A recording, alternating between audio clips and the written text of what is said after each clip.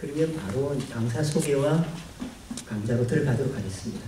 오늘 강의를 해주실 일연 삼국유사를 강의해 주실 강사님은 정형진 교수님이십니다.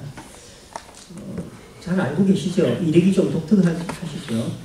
연세대학교 철학과를 졸업했습니다. 저도 철학과를 졸업했습니다. 철학동지입니다. 아니, 전혀 다른 길로 가셨어요. 저는 다른 길은 또 아니지만 이분 이제 풍유도의 근원을 쫓아서 참 중국 유라시아 대륙을 답사하시다가 우리 까마득한 우리를 잊어버렸던 어떤 고대사, 고대 문명, 고대의 정신사 이런 쪽을 이제 천착을 하셨죠. 30여 동안 우리 한국 고대사와 고대 종교 문화를 연구하셨고 지금은 경주에서 연구를 하고 계십니다. 내려가셨습니다. 저서로는 문화로 읽어낸 우리 고대사, 그리고 꽃갈 모자를 쓴 당군, 실크로드를 달려온 신라왕족, 수시아나에서 온 환웅, 바람 타고 흐른 고대 문화의 비밀, 한반도는 진인의 땅이었다. 내용들이 정말 어떤 내용 경악할 정도로 충격적인 내용도 많았죠. 상당히 지식계에 충격을 던져주셨습니다. 현재는 통일시대에 한국 통일의 역사 정체성 통합과 한중일이 공존할 수 있는 고대 동북아 역사관을 정립하는 데 노력을 하고 계시고 연구를 하고 계십니다. 물론 그 바탕에는 아마 풍유도 정신이 깔려있는 듯합니다. 그리고 지금 현재 서민에 있는 저도 관여하고 있는 인문고전마을 시루에서 우리 고대 문화를 강의를 하고 계시고요. 신라에서 신라을 문화연구소를 만들어 시민 강좌를 열고 계십니다. 그럼 지금부터 교수님 모시고 강의를 듣도록 하겠습니다. 큰 박수로 맞이해 주십시오.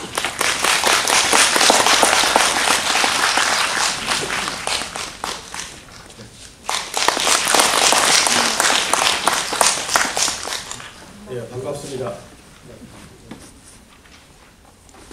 예, 지금 소개받으신 대로 저는 이 KBS하고 인연이 있어서 오늘 또 이 자리에 섰는데 제가 30에 공부를 시작해서 지금 30년이 돼서 올해 한가을인데요. KBS하고 인연을 맺은 지가 지금 7, 8년 정도 됐어요. 시민대학에서 강의도 했고 이 자리도 오늘 세 번째 서는 자리인데 소개에서도 말씀하셨지만 저는 철학을 공부하고 사실 역사책을 지금까지 6권을 냈는데 그건 이제 우리 민족 고유의 사상인 풍유도에 대한 좀 더 깊은 의미 있는 논증을 하고 설명하는 구조를 갖기 위해서 공부를 했고 오늘 이 삼국유사를 강의를 주제로 할 텐데요. 이 삼국유사가 가지고 있는 그 가치 중에 가장 큰 것이 제가 보면 그 역사적 가치가 실로 삼국사기 못지않게 훨씬 더 큰 측면도 있어요. 강의 중에도 나오겠지만 우리 한민족 공동체는 적어도 단군 시대부터 신라 초기 단계까지 북류 정신을 기반으로 한 공동체 운영을 하려고 하는 그런 정신 세계를 가지고 운영을 해오다가 통일신라가 지나고 고구려 초중력이 지나면서 묘청의 난을 계기로 해가지고 유교 엘리트들이 지배하는 사회로 바뀌었고 그렇게 하다가 일연이 삼국유사를 쓸 당시에는 몽고난을 겹치면서 굉장히 민족이 피폐하고 민족 자존심이 꺾인 상태에서 이런 스님이 다시 민족 정신을 회복하기 위해서 역사와 우리 전통 문화에 대해서 기록해 놓으셨는데 그렇게 열정적으로 작업을 해놓으셨음에도 불구하고 사실 조선의 선비들은 조선시대 내내 사실은 삼국유사는 전혀 읽혀지지 않았어요.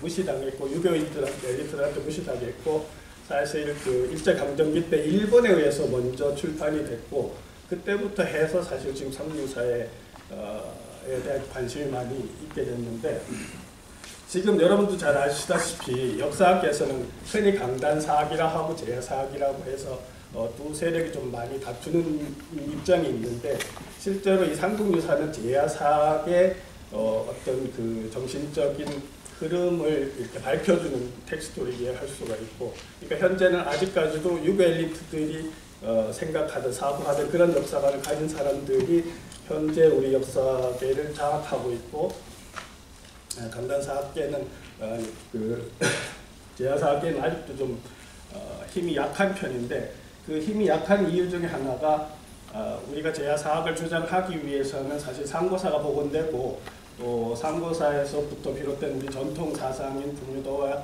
그에 따른 여러 문화들을 설명할 수 있는 논리 구조를 마련했어야 되는데 그런 게 좀 약했던 게 좀 문제였다고 생각해서 제가 좀 부족하긴 하지만 그런 걸 해결하기 위해서 사실 공부를 30년 동안 해봤는데 오늘 이런 얘기를 할 수 있게 돼서 저도 이제 정리하는 기분도 되고 오늘 아무튼 두 가지를 핵심적인 얘기는 삼국유사 가지고 있는 역사적 가치하고 삼국유사의 한 대목이 아니고 삼국유사 속에 있는 여러 가지 이야기들을 종합 분석을 했을 때 풍류도가 어떤 것인가를 설명할 수 있는 단서가 있더란 말이죠. 그래서 그 부분에 대해서 오늘 말씀드리기로 하겠습니다. 그 삼국유사를 제가 그 KBS하고 인연이 있어서 그 40강을 해봤거든요. 40강을 하면서 느낀 게 뭐냐 하면 삼국유사가 굉장히 가치가 있는 이유가 뭐냐 하면 우리가 지금까지 해독을 잘 못했지만 이련 스님이 채집해서 편집해서 남겨놓은 그 자료에 보면 우리 상고시대에 우리 조상들이 가지고 있었던 우주 생명관이 반영된 그런 코드들이 참 많이 들어있어요.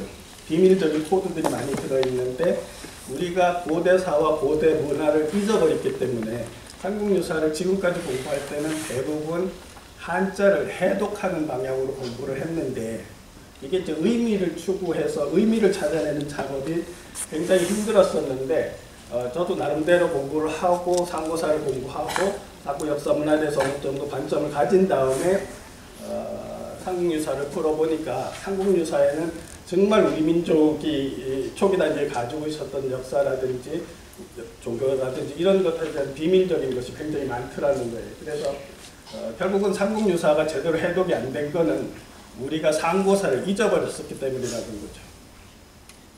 그러니까 상고사를 우리가 문화라고 하는 거는 그렇잖아요. 문화라고 하는 거는 그것을 만든 사람이 있는데 만든 사람들이 어떤 사람들이고 어떤 생각을 가지고 살던 사람들인지를 모르면 그 문화에서는 알 수가 제대로 파악이 안 된다는 거죠. 그런 차원에서 삼국유사도 해독이 참 어려웠던 게 상고 역사 문화를 잊어버렸기 때문이라는 거죠. 그래서 상고사와 고대 문화가 이해가 될 때 삼국유사에 전해준 비밀의 그런 코드들이 잘 해독이 될 수 있다, 그런 얘기를 할 수 있다는 거예요. 그리고 또 우리가 흔히 삼국유사를 유사라고 해서 마치 야사처럼 생각하는 경우도 많이 있어요. 그렇게 이해하는 경우도 많이 있는데 실제로 삼국유사를 오늘도 간략한 역사적 가치만 봐도 알 수 있지만 이게 야사 수준이 아니고 우리가 알다시피 삼국사기는 정치사 위주고 삼국시대의 정치사 위주인데 삼국유사는 우리 상고 역사에 대한 기본적인 것도 앞에서 많이 서술을 했지만 문화사라는 차원에서 많은 자료를 우리한테 전달을 해줬거든요. 그 두 가지가 전달이 됐기 때문에 묘청난 이후에 단절됐던 우리 민족의 역사 정통성과 문화 정통성 같은 것, 문화 정체성 같은 것을 다시 복구할 수 있는 그런 자료를 주신 거죠. 그래서 삼국유사는 민족사와 민족문화사라는 차원에서 보면 이련 스님이 만약에 저거를 안 남겨놓으셨다면 우리는 그야말로 지금 상태에서는 상고사 부분하고 삼국문화사를 이해하는데 또 재정립하는데 거의 불가능했을지도 모를 정도로 삼국유사 가지는 의미가 굉장히 크다는 거죠. 특히 이제 고조선에 관해서 자료를 남겨준 것도 굉장히 의미가 크고 부여 사만 가야 발해해서 사실은 삼국사기만 가지고 우리가 우리 역사 정체성을 추구하면 우리는 반도사로 전락하는데 이련 스님이 부여사하고 발해사를 우리 역사로 끌어줬기 때문에 만주가 우리 역사로 편입될 수 있는 아주 귀중한 그 역사적 근거를 마련해 주신 분이죠. 그리고 요즘에 대통령도 가야사에 관심을 갖지만 실제로 가야사에 관한 정보가 삼국사기에는 전혀 없거든요. 그래도 삼국유사에 가락붙기가 있었기 때문에 그나마 가야에 대해서 기본적인 그 역사 사실을 밝힐 수 있는 그런 자료가 된 셈이죠. 그 제남선이 삼국유사를 극찬한 내용이 저는 100% 옳다고 생각하거든요. 그 문장을 보시면 삼국유사는 조선 상대를 혼자 담당하는 문헌이라고 할 만하니 조선의 생활과 문화의 원도와 고형을 보여주는 것으로 오직 이 책만 있을 따름이고 삼국유사는 조선 고대사의 최고 원천이며 일대 백과 전림으로 이련의 공을 서방에 헤로도토스하고 비교할 만하다 이런 평가를 하셨어요. 그럼에도 불구하고 사실은 우리가 삼국유사의 가치를 아까도 말씀드렸지만 조선시대 선비들은 삼국유사를 완전히 무시했어요. 저렇게 중요한데도 불구하고 그게 우리가 지금 통일시대를 앞두고 우리 민족의 역사 정체성과 문화 정체성을 어떻게 회복해서 다시 그 공동체의 새로운 기반으로 삼을 건가 할 때도 이 삼국유사가 없었으면 그런 걸 밝힐 수가 없었다는 거죠. 그래서 굉장히 중요한 텍스트라는 거죠.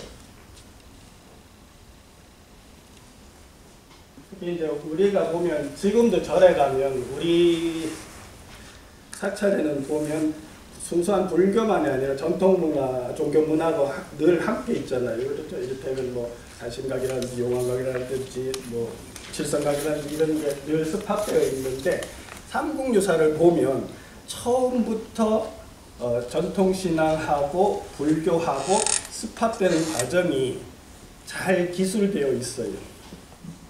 그러니까 현재 우리 그 불교 문화가 순수한 불교 문화만이 아니라 토속신앙하고 습합되고 결합되어 있다는 것이 그 시원이 바로 굉장히 삼국시대부터 있었다는 것을 삼국유사에 나오는 그러한 내용들을 분석해보면 그대로 드러난다는 거예요.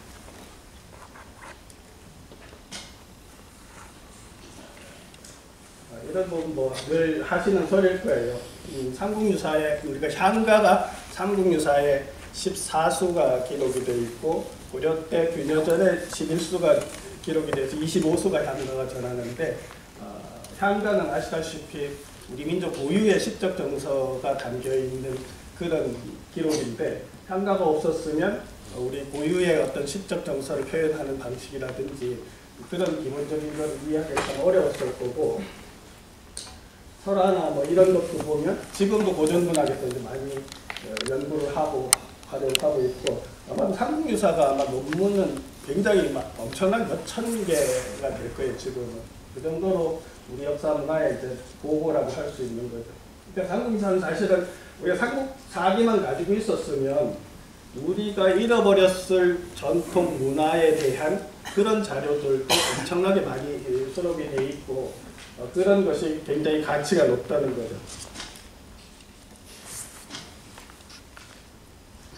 그래서 저는 이따가 한번 쭉 하는 얘기에서 나오겠지만 삼국유사가 있기 때문에 삼국유사에서 우리의 전통적인 사상과 문화와 이런 것들을 새롭게 복원을 해서 우리가 동북아시아에서 통일된 시대에서 우리가 가장 원초적으로 가지고 있는 정신문화와 이런 것들을 어떻게 재발견하고 새롭게 국민들하고 공감해서 새로운 세상을 꿈꿀까 하는데 굉장히 중요한 단서를 제공하기 때문에 뒤에서 말씀드리지만 풍류도 같은 것을 분명히 삼국유사가 없었으면 풍류도가 어떤 도인지에 대해서 사실 못 밝혔을 거예요. 제가 지금 풍류도를 하기 위해서 한 30년 자료를 검토해봤지만 그러한 것이 바로 삼국유사에 들어있다는 거죠.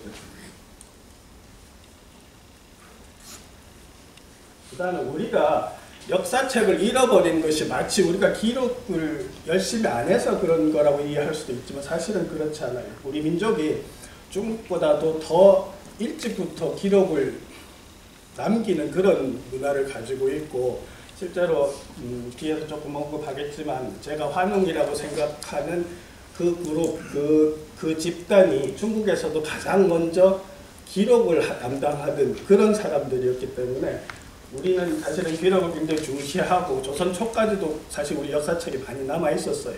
근데 그게 지금 없어졌기 때문에 마치 우리가 기록이 없는 것처럼 생각하지만 상당히 많은 기록이 전해지고 있었다는 거죠. 이 자료를 보시면 우리 고등학교 때 배웠지만 고구려 때는 그 유기가 고구려 초기에 100여 권의 고구려 역사책이 있었다는 거예요.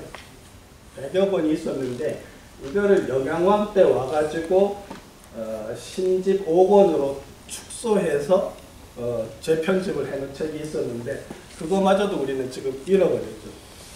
잃어버렸는데 삼국유사에도 보면 고려곡이란 책이 있었다는 게 나와요. 이런 스님 때까지도 고려곡이란 책이 있었다는데 그게 어디 나오냐면 보장보응로 보도 그 이암조에 보면 고려곡이란 텍스트가 나와요. 그러니까 이런 스님이 인용을 하신 거죠. 그러니까 그때까지 고려곡이라는 책도 있었다는 거예요.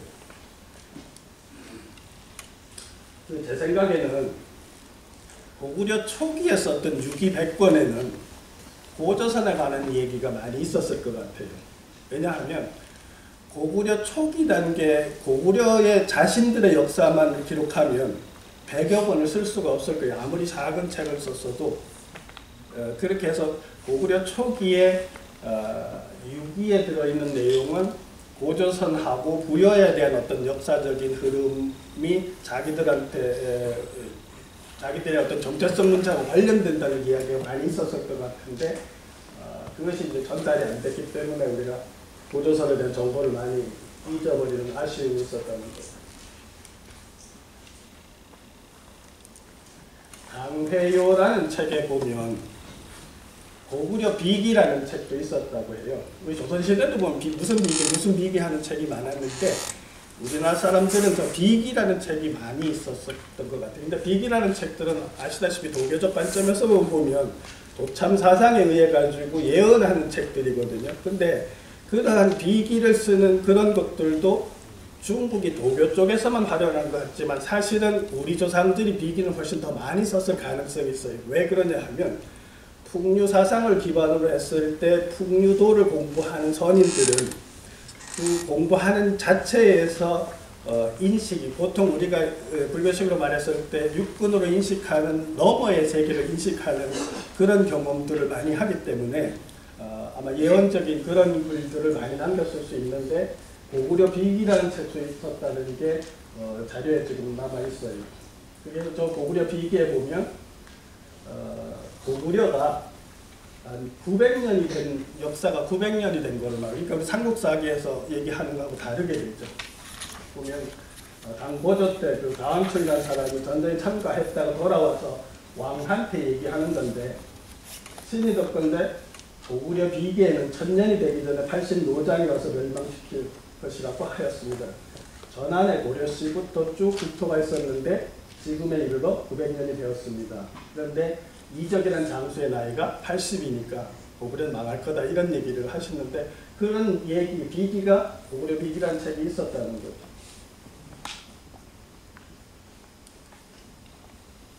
백제 같은 경우도 역사책이 몇 권이 있었다는 게 기록에 남아있어요. 우리가 흔히 이제 잘 아시는 군처과학대 박사 보응이 서기를 편찬했고 일본 서기를 편찬하는 과정에서 군주를 다루는데 거기에 보면 백제 관련 책이 3권이 나와요. 백제 신천, 백제기, 백제 본기가 나오거든요. 그러니까 저게 원래 백제에 있었던 책이 일본으로 넘어가서 일본 사람들이 일본 서기를 편집하는데 참고 자료로 사용되었었다는 거예요. 그러니까 우리가 아는 백제 서기만 말고 다른 책도 몇 권이 있었다는 거죠. 또 신라 같은 경우도 거칠부가 국사라는 책을 쓰셨다는 거죠. 근데 지금 이 삼국의 역사책이 한 권도 안 남아 있어요.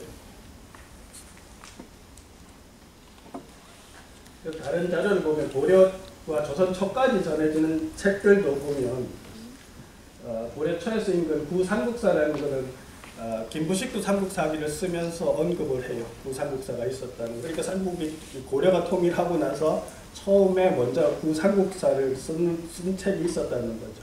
근데 거기서 김부식 같은 경우는 많이 빼버리고 중국 역사를 참고를 많이 하면서 삼국사기를 쓰신 거죠. 그 다음에 세종실록에 보면 오조선 미사라는 책이 있고 조대기라는 책이 있고 삼성밀기라는 책이 있고 삼성기라는 책이 있어요. 이런 책들이 조선 초기까지 있었고 정부에서 조선 초기 정부에서 사실은 유교와 관련된 텍스트가 아닌 모든 책을 금서로 내려가지고 국가에서 수거를 했어요. 그 책을 내지 않고 읽으면 굉장히 엄혹한 그 형벌을 내린다는 그런 보고령을 내려서 수거한 책들이 굉장히 많았었는데 그 책들도 지금 한 권도 남아있잖아요.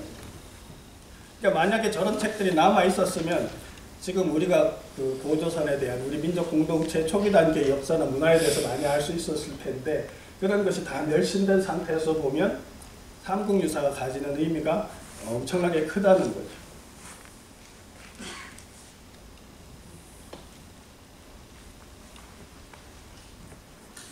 이렇게 표현을 할 수가 있어요. 삼국유사는 자주파와 사대파가 가진 역사관과 사상의 단절과 부활되는 맥락에서 굉장히 중요한 의미를 갖는다는 거예요. 그러니까 그거를 달리 말하면 고유 선도적인 의식을 가진 엘리트들의 관점과 또 유교적 엘리트들의 관점이 그 서로 대립하는 과정에서 삼국유사가 차지하는 의미가 굉장히 크다는 거예요. 김부식은 삼국사를 쓰면서 진삼국사표라는 것을 이제 왕한테 내면서 표현하시는 문장을 보면 우리의 옛 기록은 문장이 거칠고 졸렬하다 이런 식으로 가지고 있어 기본 그때까지 전해지던 그런 우리 자체의 역사들이 책이나 이런 것들에 대해서 굉장히 비하하는 표현을 쓰고 나서 쭉 얘기를 하면서 삼국사기를 그래서 써야겠다 이런 식으로 하시고 쓰거든요. 근데 사실 지금 우리가 제일 중요한 게 김부식이 삼국사기를 쓸 때 삼국의 역사만 쓰고 삼고사국을 자른 가장 큰 이유 중에 하나가 뭐냐 하면 묘청이 주도했던 그 서경파들의 의식세계, 풍류정신을 기반으로 하고 불교적 사유를 하는 그런 세력들의 정신을 단절시키고자 하는 의지가 굉장히 강했다는 거죠. 그래서 정철원 교수 같은 경우도 뭐라고 표현하냐면 묘청이 주도하던 신비주의적 세계관에 반대해서 유가적 합리주의적으로 맞서서 쓴 책이 삼국사기다 그렇게 표현을 하시거든요. 이 문장도 아마 많이 보셨을 거예요. 진채호 선생이 하신 말씀인데 가장 우리 한민족 역사 천년 내 가장 큰 사건이 묘청의 난이다 이렇게 얘기를 하셨는데 이 문장을 한번 보시면 이게 서경 전역은 낭불 양가 대 유가의 싸움이며 국풍파 대 한학파의 싸움이며 독립당 대 사대당의 싸움이며 진치사상 대 보수사상의 싸움이니 묘청은 곧 전자의 대표요 김부식은 곧 후자의 대표였던 것이다. 이 전역에 묘청 등이 패하고 김부식이 승리하였으므로 조선사가 사대적 보수적 속박적 사상 즉 유교사상이 정복되는 말았거니와 만일 이와 반대로 김부식이 패하고 묘청 등이 이겼더라면 조선사가 독립적 진취적 방향으로 진전하였을 뿐이니 이 난은 어찌 천년 내에 그 사건을 하지 않을까 이렇게 규정을 하셨는데 물론 저는 그래 이게 요걸 단면적으로 놓고 분명히 맞는 굉장히 중요하고 맞는 말인데 이런 건 있어요. 역사라는 것이 주변하고 함께 어우러서 힘이 돌아가니까 우리만이 사실 전통 사상을 지키기는 어려웠을 수도 있어요. 당대에는. 왜냐하면 그 당대는 이미 중국이란 대국들하고 정치 문화적으로 늘 함께 해야 되는 그런 상황이었기 때문에 실제로 이제 그런 상황이었기 때문에 이제 김부식이 승리할 수 있었는지도 모르지만 그런 걸 인정한다 해도 우리 입장에서는 가장 아쉬운 게 뭐냐 하면 우리 고유의 역사와 문화를 알 수 있는 텍스트들이 다 멸실되게 됐다는 거예요. 근데 그 멸실되게 되는 가장 큰 원인 중에 하나가 뭐냐 하면 유교 엘리트들이 그러한 텍스트를 사람들이 사회화되는 과정에서 보는 것을 꺼려하고 그런 것이 지속적으로 진행되어 오는 과정에서 멸실이 됐다는 거예요. 저때 당장 없어지지도 않고 사실은 조선 초기까지도 있었는데 그게 없어지는 이유가 전체적인 맥락에서 봤을 때 유교 엘리트들이 자기네들이 가지고 있는 철학적 사유방식과 사회를 질서 잡아가는데 반하는 책으로 인식을 해서 그런 것을 없애려고 하는 의식들이 계속 작동을 하면서 결국은 우리 책을 다 잊어버리게 됐다는 거예요. 근데 그나마 이런 스님이 삼국유사에서 그런 많은 자료들을 남겨줬기 때문에 오늘과 같은 새로운 해석을 할 수 있다는 거예요. 그래서 이걸 보시면 아주 극명하게 나타나요. 이게 지금 몇백 년을 두고 싸움을 하는 거예요. 무슨 소리냐면 난가들하고 국유적 정신을 가진 사람들하고 유교 엘리트라고 싸움을 한다는 걸 볼 수가 있는 게, 그러니까 요청난이 일어나기 전까지는 단군 시대부터 통일신라까지는 대부분 적어도 풍유정신을 가진 엘리트들이 사회의 주 구성원이었고 그들에 의해서 사회가 굴러가고 있었는데, 요청의 난이 되는 과정에서 이게 역전이 되기 시작하는 거예요. 역전이 되기 시작하는데, 그것이 역전이 됐다가 다시 몽고난이 침입을, 외부에 의한 침입을 받으면서 민족이 자각이 되고 민족 정신이 필요해지고 결집해야 되는 부분도 생기고 또 우리의 자긍심도 살려야 되는 부분이 있어서 새로운 생각이 일어나는데, 그게 바로 보면 이규보가 제일 먼저 붙어요. 이규보가 동명왕편에서 두몽신화를 쓰면서 내용을 보니까 환이 아니고 성이며 기가 아니고 신이더라는 거예요. 무슨 소리냐 하면 김부식을 비롯한 유교 엘리트들이 거부하려고 했던 역사적 관점이나 역사적 사실들이 그렇지가 않다고 하면서 동명왕편을 쓰시는 거예요. 그 다음에 이견도 삼국유사를 쓰시면 이 첫머리에 뭐라고 얘기하냐면, 삼국의 시조가 모두 신비스럽고 기이한 데서 나온 것이 어찌 괴이하다고 하겠는가 하면서 모든 신화들을 다 채록을 해서 기록을 해 주신 거죠. 그렇게 해서 삼국유사를 썼는데, 저쪽에 보시면 조선에 와서 선비들이 다시 삼국유사의 내용을 저렇게 평가를 했어요. 성우 이익 같은 경우는 삼국유사를 평가하기를 맹랑한 세속의 말을 취급하고 있는 우리나라 역사가의 격식이 고루하다 이렇게 평가를 했어요. 그러니까 저게 유교 엘리트들이 시각이라는 겁니다. 그 다음에 안정복은 이단의 허탄한 말일 뿐 하고 부정한 거예요. 그러니까 우리가 지금 삼국유사를 대하면서 삼국유사에서 우리 고대사를 복원하고 단군조서를 복원하고 만주 역사, 우리 역사를 편입하고 우리 민족 공동체 가지고 있는 긍정적인 어떤 세계관, 이런 것들이 삼국유사에 있음에도 불구하고 유교 엘리트들은 조선시대에도 저런 식으로 평가를 하면서 삼국유사가 가치 없는, 의미 없는, 그죠? 그렇게 평가를 했던 거예요. 한치훈 같은 경우도 배탄해서 믿지 못할 책이라는 거예요. 그러니까 만약에 이런 스님이 삼국유사를 쓰시고 또 그나마 지금 삼국유사 텍스트가 남아있어서 다행이지, 삼국유사 실제로 없어졌다면 우리 상고사 복원이 안 돼요. 지금 현실적으로 복원할 수가 없어요. 그 다음에 삼국문화사도 복원이 안 된다고요. 지금 있는 자료로 봤을 때. 그래서 삼국유사가 가지는 역사적 의미가 엄청나게 크다고 볼 수 있는 거예요.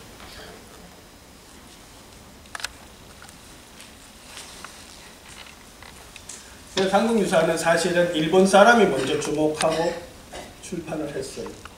우리가 일제강점기 신민사 그런 얘기를 하지만 물론 부정적인 것도 있지만 그들이 우리보다는 학문적으로 조금은 먼저 서구화되는 그 훈련을 했기 때문에 삼국유사의 가치에 대해서 주목하고, 일본이 1907년에 먼저 활자본을 출간을 했고 우리나라 조선사학회에서는 1928년이 돼서야 활자본이 발행이 됐고, 번역본은 1930년도에 번역본이 됐고 1972년도에 이병도가 처음으로 완역을 해서 삼국유사가 읽혀지게 된 거예요, 우리 국민들이. 그러니까 사실 삼국유사가 우리 국민들하고 친숙하게 된 거는 역사가 얼마가 안 되죠. 한 50년뿐이 안 되는 거예요.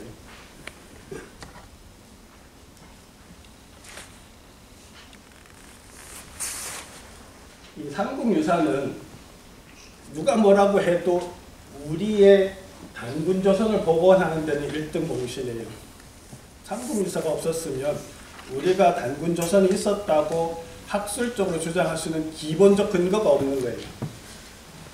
그런 점이 굉장히 중요하죠.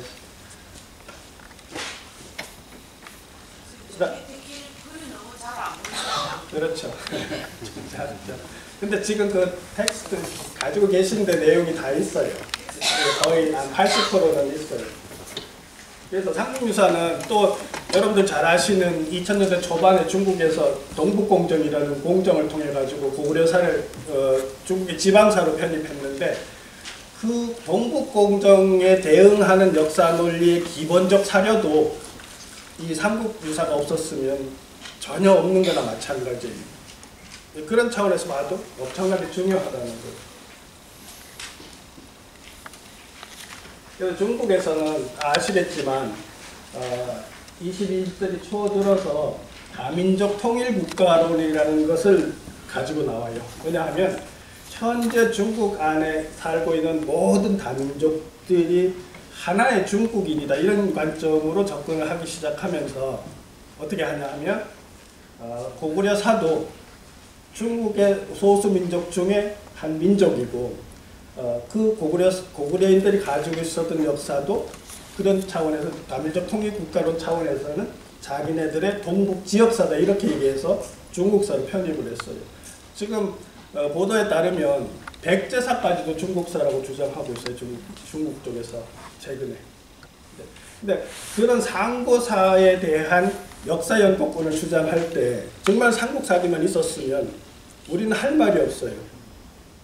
고고학적으로 나오는 자료 가지고 무슨 다국적인 얘기는 할 수 있겠지만 기본적인 얘기를 할 수 없는데 바로 이 삼국사기가 삼국유사가 있었기 때문에 여기에 대응할 수 있었다는 거죠. 그래서 여러분들 잘 아시는 오시라 교수도 여기서 강의를 하셨는데 1980년대 이후에 만주 지역, 요하 지역에서 신석기 문화가 발굴이 됐는데 대단한 옥기 문화가 나왔어요. 우리가 아는 홍산 문화라고 하는 건데 지금 중국에서는 요하 문명이라고 해서 기원전 7000년부터 쭉 그 신석기까지를 요하 문명이라고 하는데 그 중에서 가장 중요한 비중을 차지하는 게 홍산 문화인데 기원전 4500년에서 3000년경까지예요. 그런데 저 문화의 그 후기 홍산 문화의 유물을 보면 그 곰 토템을 알 수 있는 내용을 알 수 있는 그런 자료들이 굉장히 많이 나와요. 그렇게 해서 기본적으로 후기 홍산 문화를 주도했던 사람들이 곰 토템족일 거라고 하는 데는 다 합의가 돼 있어요. 그런데 바로 그 곰 토템족을 우리로 하면 바로 단군 신화가 생각이 나는데 이 사람들은 어떻게 생각했냐 하면 바로 그 곰 토템족이 황제족의 토템이다 이렇게 주장을 하기 시작해서 지금 중국에서 나오는 논문이나 책에는 그 후기 홍산 문화는 황제족의 문화라고 확실하게 규정을 하고 있어요. 근데 그렇게 되면 지금 고구려 같은 경우도 중국에서 뭐라고 얘기하냐면 황제 손자인 전욱이 있어요. 전욱을 고신이라고도 하거든요. 그래서 고구려는 전욱 고신하고 연결된다 이런 주장들을 할 정도로 지금 만주의 역사를 황제족의 역사로 하고 자기네 역사로 편입시키면서 이 사람들이 사실 저런 걸 하는 거는 우리가 통일이 됐을 때를 대비해서 사실은 저런 역사 운영을 하는 측면이 있는데 그런 주장에 대해서 우리가 그 자료상으로 이렇게 그게 아니라고 주장할 수 있는 근거 자료를 남겨놓은 것도 바로 삼국유사더라는 거예요. 그래서 삼국유사가 굉장히 역사적 가치가 높다는 거죠.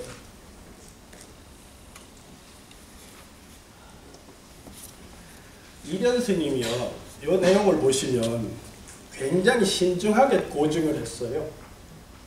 그러니까 우리가 고조선이 있었고 그것이 사실이라는 것을 그냥 단순히 갖다 놓으신 게 아니고 어떻게 고증을 하셨냐 하면 우리 쪽의 자체 기록으로서 고기라는 텍스트를 인용을 해요. 그러니까 거기서 제일 길게 인용하는 거는 중국 책이 아니고 우리한테 전해지던 고조선에 관한 기록을 고기라고 해서 인용을 하시면서 이게 우리만의 주장이 아니라는 걸 설명하기 위해서 어떻게 얘기하냐 하면 앞에다가 위서운하고 위서를 끌어들여요.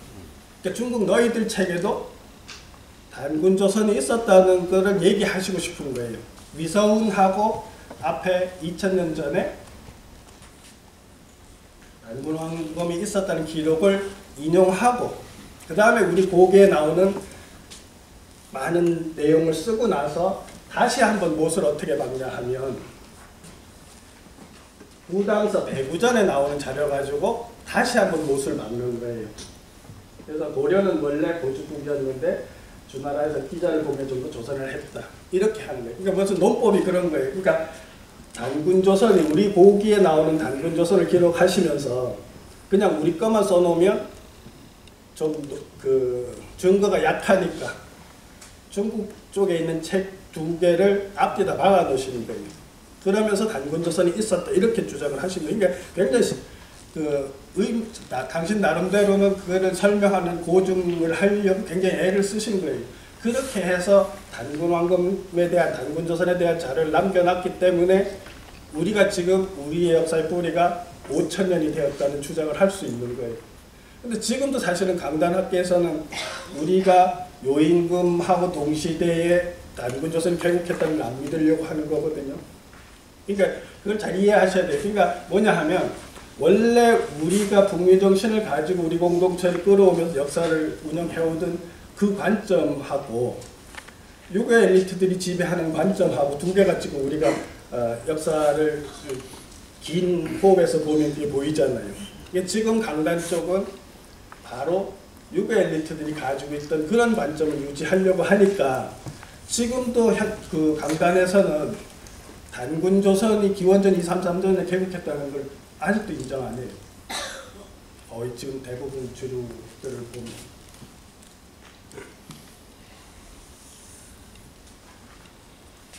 최근에 한 10여 년 내로요. 중국에서는 바로 그 요임금이 통치를 하던 수도를 발굴을 했어요. 대대적 발굴을 해서 엄청나게 넓은 그 땅을 발굴을 하고는 이제 최초의 발굴 보고서가 나왔는데 그 보고서에서 여기는 요임금의 수도인 평양이다 하고 그 확정을 했거든요. 그러면 그렇게 해서 지금 지금 전시회를 하는데 거기서 발굴된 유물들을 전시하는데 최고 중국이라 했잖아요. 가장 오래된 중국이라고 표현했잖아요. 그러니까 바로 저 최고 중국하고 거의 나란히 나라를 개국한 거를 증명할 수 있는 건 삼국유사뿐이 없는 거예요, 지금. 그러니까 이 삼국유사가 그런 차원에서도 엄청나게 중요한 거예요.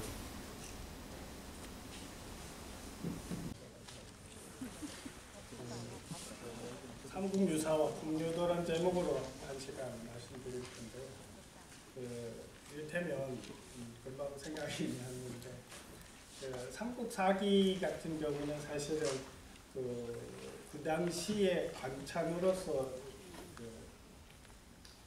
국가에서 뭐라고 되죠?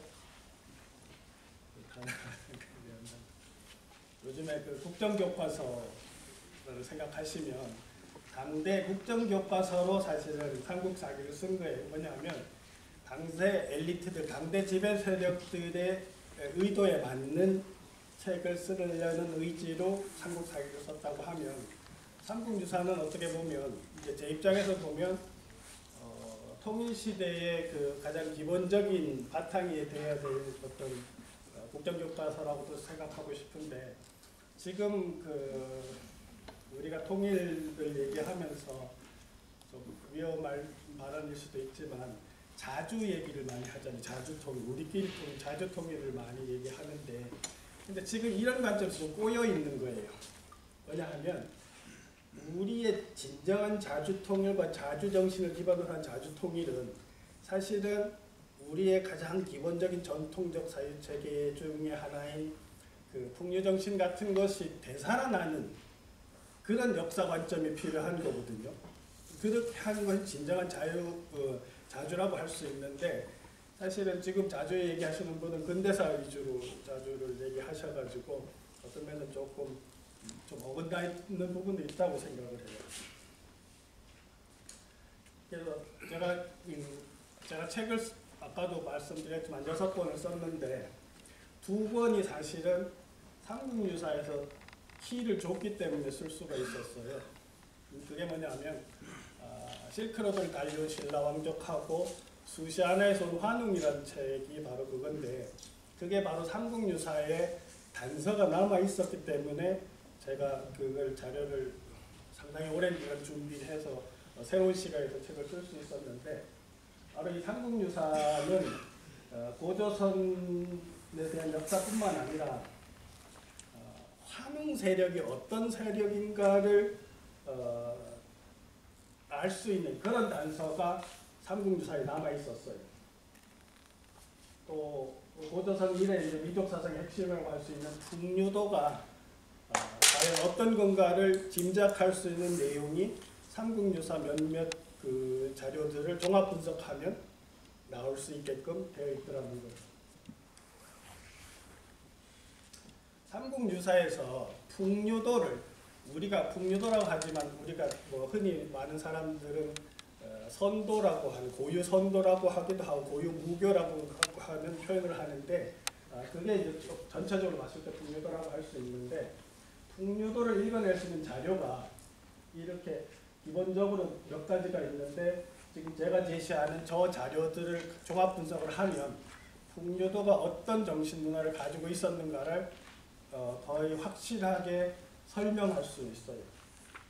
하나가 이제 황룡사 구충답조에 나오는 얘기고, 또 하나는 아도기라조에 나오고, 그 다음에 우리가 아는 그 이차돈이 순교한 원조문법 영촉 열심이라는 조, 그 다음에 미륵선화 미시람조를 종합 분석을 하면 화랑도가 이런 거구나, 우리 민족 고유의 정신 세계가 이런 거구나, 적어도 그런 것을 이제 확인할 수 있죠.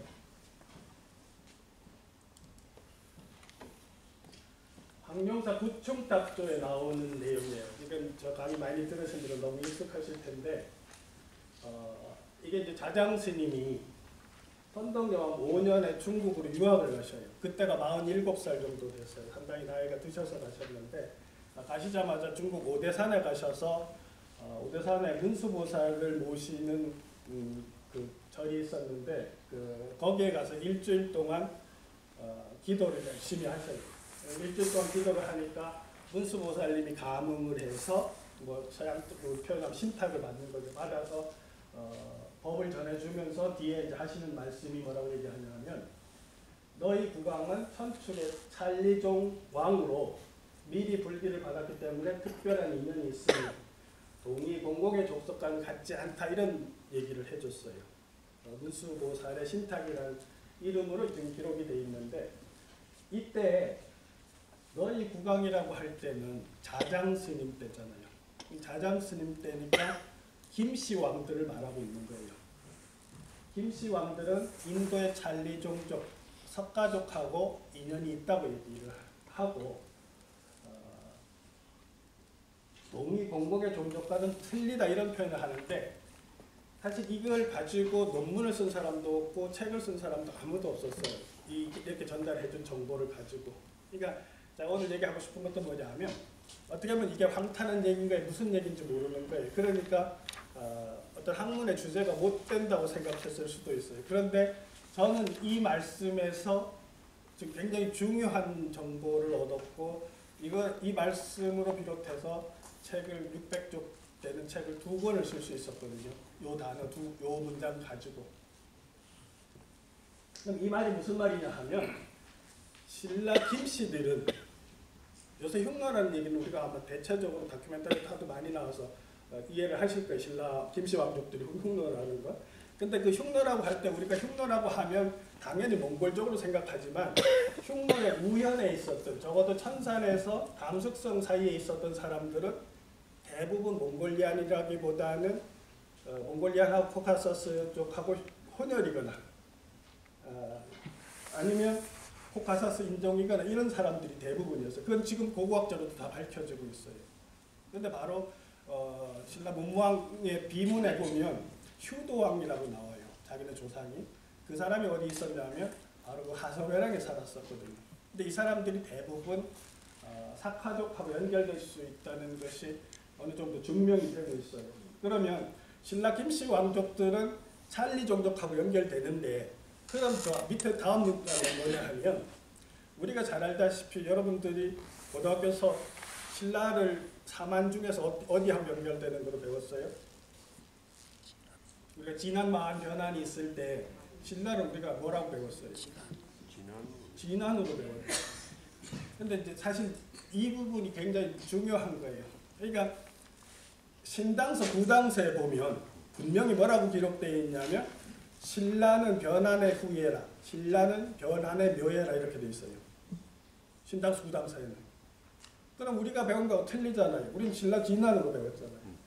그러니까 이 문장이 말하는 건 뭐냐 하면 신라 김씨 이전을 주도하던 진안 세력들은 동의공공하고 관련된 집단이라고 말하고 있는 거예요. 우리가 생각을 안 해본 거예요. 근데 제가 지금 이렇게 말하는 거를 역사적으로도 설명을 할 수가 있어요. 지금 왼쪽에 방금 설명드린 거고 오른쪽에도 보면 KBS에서 2009년에 역사 추적에서 발표한 건데 우리 신라 왕족들의 인골하고 유라시아 고인골들하고 이제 인골을 DNA를 조사해서 비교 분석을 한 거예요.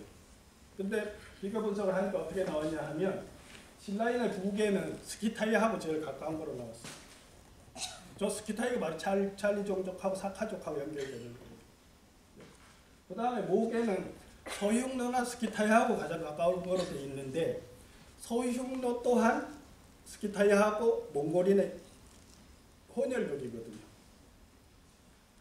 그러면 지금 아까 찰리 종족하고 김씨도 연결된다는 말이 맞잖아요. 어느 정도 고급 유전학적으로 맞는데 이게 바로 신당서 구당서에 저렇게 써 있더라는 거예요. 신당서 구당서 동의열전 신라전에 보면 신라국은 본 변한지 묘야라고 나와 있잖아요. 분명히. 또 신라 변한 묘야 이렇게 돼 있잖아요. 근데 사실 제가 지금까지도 여기까지도 공부했지만 강단사학에서 저 부분을 가지고 논문을 쓰거나 왜 그런지 해명하는 논문이 하나도 없는 걸로 알고 있어요. 신당서 구당서에서 왜 신라를 변환이라고 했는지에 대해서 해명을 못하고 있다는 거예요. 지금 그런 논문 쓴 사람들이 없어요. 강단에서조차. 그러니까 우리 고대사 부분이 얼마나 허술한지 알 수 있다. 아니 당대 세계제국의 당나라의 역사서인 신당서 구당서에 신라를 변환이라고 저렇게 뚜렷하게 써놨는데 우리 고등학교에서도 아직도 신라를 지당으로 가르치잖아요. 그죠? 사실은 어떻게 됐냐 하면 신라는 박혁거세 집단이 주도하던 진안에서 김씨들이 주도하는 변환으로 바뀌었던 거예요. 신라라는 그 나라는 재미있잖아요. 왕의 성이 바뀌어도 신라라는 정체성을 공동체성을 가지고 갔잖아요. 그러니까 원래 진안계 동의공공과 관련된 진안계 사람들이 주도하던 사회에서 김씨들이 주도하던 변환계로 바뀌었다는 소리예요. 근데 그 부분에서 아무도 아직도 기억을 못하고 있다는 거예요. 그러면 동의공공이 누군지 알아야 될 거 아니에요. 그런데 동의공공은요, 중국 자료를 보면 역사책에도 엄청나게 나오고 신화책에도 엄청나게 나오는 세력이에요. 분명한 세력이라는 거죠, 말씀. 그래서 사기에 보면 삼묘가 가계 형주에서 여러 차례 난을 일으켰을 때 순임금이 순수를 마치고 돌아와 요에게 공공을 유릉으로 유배시켜서 국적을 교화하자 이렇게 얘기했어요. 저기 유릉이 어디냐 하면 지금 북경 지역이에요. 사기에 분명히 기록이 돼 있죠. 그런데 재밌는 게 여기서 이 문장에서도 보면 돈을 멀리 우상으로 추방해서 동의를 교화하게 하고 이렇게 했어요. 근데 우리가 흔히 상식적으로 한민족 상고사를 주도했던 사람들 동이족이라고 알고 있죠. 우리는 관행적으로 동이족 그래 우리 민족이 조사해. 근데 아까 보던 동이공공이라고 있어요. 그럼 우리 사실은 공공이 더 주도적 역할을 했고 동의는 보조적 역할을 했었어요. 삼국시대에. 그런 식으로 읽어야 되는데 좀 복잡하고 어쨌든 공공이라는 세력이 분명히 여기 나오는데 재밌잖아요. 요임금 때 북경지역으로 쫓긴 걸로 돼 있잖아요. 근데 단군 조선에서 보면 아까 이련스님이 남긴 고기에 보면 요임금 50년 경인년이라 했거든요. 이 문장하고 그대로 맞잖아요. 요임금 말년에 유릉으로 쫓긴 거 하고 우리 한때 전해지던 고기에 단군 조선은 요임금 말년 경인년에 조선이 열었다 하는 거고 이게 배치가 안 되고 맞아 들어가잖아요. 공공이라는 사람들은 중국 자료에서 제가 찾아보면 어떻게 나오냐 하면 한서 고구민표에는 공공이 여회 제후로 나와요. 그러니까 뭐냐면 중국 신화 전설 시대에서 가장 앞선 신화적 존재가 복희하고 여회예요. 그게 복희 여회가 세트로 제일 앞선 시대인데 복희 여회 시대가 끝나고 날 때 그쪽에 제후였다고 나오는 거고 태평화라는 에 인용된 황제 세계에는 여화씨 말기 제후 같이 나오죠. 열자나 해남자에는 보면 공공이 전욱 혹은 고신씨와 싸웠다는 내용이 나와요. 그 다음에 산해경에는 염제 후예라는 얘기 나와요. 이 염제 후예라는 얘기도 어느 정도 이제 이게 복합적으로 생각하면 우리가 고구려 고군벽화를 보면 재밌는 게 염제는 나오지 황제는 안 나오거든요. 우리가 보면 소머리라고 하는 거나 우리가 뭐 춘천 지역을 우수주라고 하고 소머리주라고 하고 이런 표현이 있잖아요. 그런 것은 사실 염제 문화하고 관련된 의식이 반영된 진영이거든요. 해남대 천문원에 보면 공공하고 전uk하고 싸워서 육아 임금이 되게 제가 대신 싸운다는 그 신화가 나오는데 옛날에 공공이 전uk 같아서 황제가 되려고 싸웠을 때 노해에서 부주산에 부딪혀서 하늘 기둥이 부러지고 땅의 대리가 끊어져서 하늘이 서북쪽으로 기울고 1월 성신이 서북쪽으로 옮겨지고 땅이 동남쪽으로 되는 물과 빗물이 동남으로 흐르는 이런 그러니까 현재 중국의 지형이 생겼다는 거예요. 공공이라는 세력하고 황제의 손자분이 전욱이 황제의 손자하고 서로가 제가 되겠다 임금이 되겠다고 투쟁하는 과정에서 얼마나 치열하게 싸웠으면 중국 야후에서 공공치는 이런 그림이 나와요. 이 지금 공공이 열받아가지고 부주산 하늘을 받치는 기둥을 머리를 박아서 지금 깨트리는 꺾는 장면이에요. 그렇게 해서 이게 땅이 기울었다는 거예요. 그래서 우리가 지금 북두칠성이나 북극성을 보면 하늘이 서쪽 중심이 서쪽으로 가 있잖아요. 땅의 물은 지금 다 동남쪽으로 흐른다고. 그런 현재 이 세상이 만드는데 공공이라는 세력하고 황제라는 세력하고 엄청난 갈등이 있었다고 신화구조에 나오는 거예요. 지금 저쪽에 오른쪽에 그려진 그림 중에서 이쪽이 다클라막한 사막이고 위쪽이 부주산이거든요. 천산. 지금의 천산이 부주산이에요. 밑에가 지금 황제들이 좋아하는 곤륜산이고. 그래서 중국 신화의 구조를 봐도 황제계들이 조종산으로 하는 건 곤륜산이고 공공계가 조종산으로 하는 건 지금의 천산이 부주산이거든요. 근데 지금 신화의 구조를 보면 저렇게 부주산이 깨졌다, 무너졌다 이런 표현이 있어요. 근데 관자라고 하는 책 아시다시피 전국시대에 쓰여진 책인데 그때 시대에 그 제나라 관중이 있었다고 한 관중이 이제 얘기하는 식으로 이제 책이 나왔는데 굉장히 두꺼운 책인데 거기에 보면 공공에 대한 얘기가 어떻게 나오냐 하면 물가에 사는 사람의 7할, 육지에 사는 사람의 3할이 공공에 속했다. 그는 하늘의 세력을 타고 천하의 요충지를 제압했다 이렇게 나와요.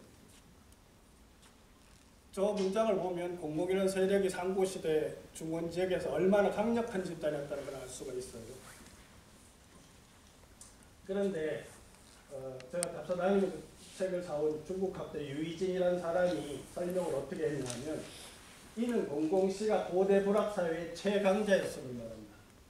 공공은 복희시대 말부터 고신시 시까지 세상의 우환이었다. 여기 있죠. 중국 사람들이 지금도 그래. 여러분 중화 3조당 어디다 진 줄 아시죠? 중화 3조당. 지금 저 대동 쪽에 탕록대전 한 데에다가 그 1년에 중화의 중국 중화의 세 조상을 모시는 3조당을 만들어서 굉장히 크게 만들었는데 원래 중국 사람들은 사실은 1950년대까지만 해도 염황지손이라 했어요. 자신들은 염제와 황제지손을 했어요. 그런데 우리 한국 쪽에서 2002 월드컵을 비롯해서 이 환단고교하고 이런 책에서 치우가 우리의 조상이라고 엄청나게 주장을 해대니까 이 사람들이 홍산문화적에 발굴되고 나서 중화 3조당을 지으면서 치우까지 집어넣어서 황제, 염제, 치우를 자기 조상으로 했어요. 그런데도 저 공공이라는 세력이 지금 기록상 저렇게 세잖아요. 그죠? 황제 손자하고 전옥하고 싸우느라고 이 세상을 누가 지배할 건가 싸우느라고 하늘 기둥이 부러지도록 싸웠다고 했잖아요. 그리고 관자에서는 분명히 공공이 더 세다고 했다고. 그랬는데도 아직도 중국은 공공은 자기네 조상이라고 생각을 안 해요. 왜? 공공은 바로 동북쪽으로 옮겨가서 우리 곰토텐족하고 만나서 한민족 공동체, 초기 공동체를 구성해서 그분들은 이쪽에서 주로 활동을 했거든요. 그러니까 이 사람들은 고신 시부터까지, 전후부터 복희 시대 말부터 우한여든 계속 자기네들이 공공 세력하고 경쟁하는데 힘들었다는 소리예요. 그렇게 해서 이제 밀어낸 거예요.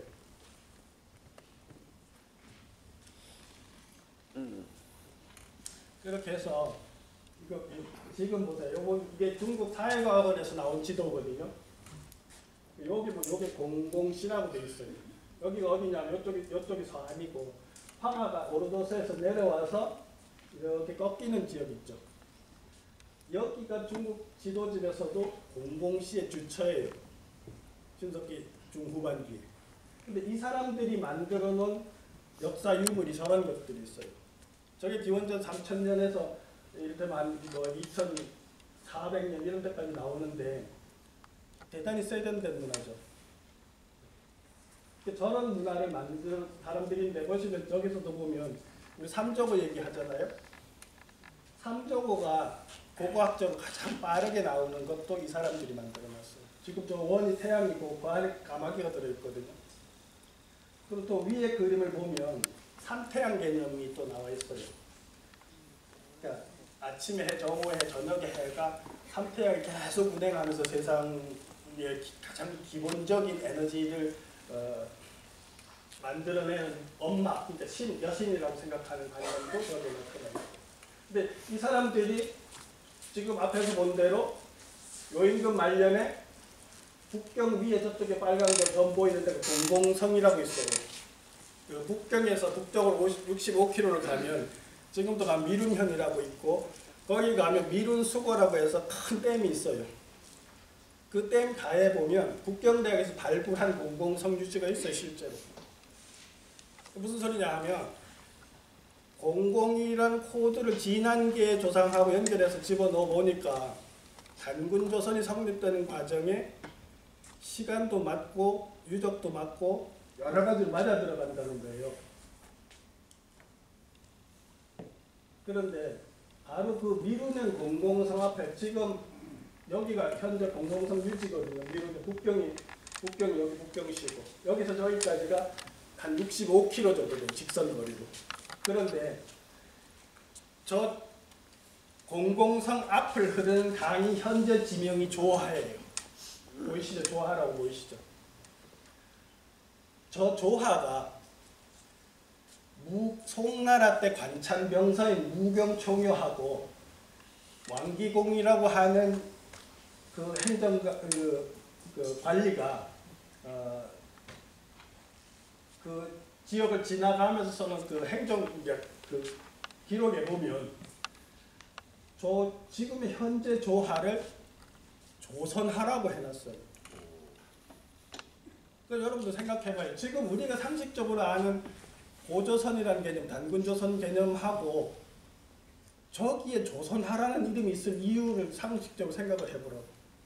만약에 지금 강간에서 아직까지 일부 주장하듯이 평양고조선 성립이 된다면 저기에다 조선하라고 왜 저기 저 큰 강을 조선하라고 하냐고요. 많이 양보해서 요동 고조선설 해도 저기가 조선하가 되기 힘들어요. 또 윤대현 교수처럼 해서 난하까지 간다 해도 저기가 조선하가 된 이유를 설명을 못한다고요. 그런데 지금 공공이란 코드를 넣고 보니까 사기에 그렇게 나와 있고 북경적으로 쫓겨갔다 했고 거기에 공공성이 현재 있고 공공성 앞에 흐르는 강 이름이 송나라 때에서 명나라 초기까지 조선하라고 분명히 불렸고 또 요임금 말년에 개국했다는 거와 시간이 맞아 들어가요. 그렇게 하면 지금 이련 스님이 고기에서 이렇게 고조선에 대한 기록을 전해준 거를 거의 어느 정도 맞춰가잖아요.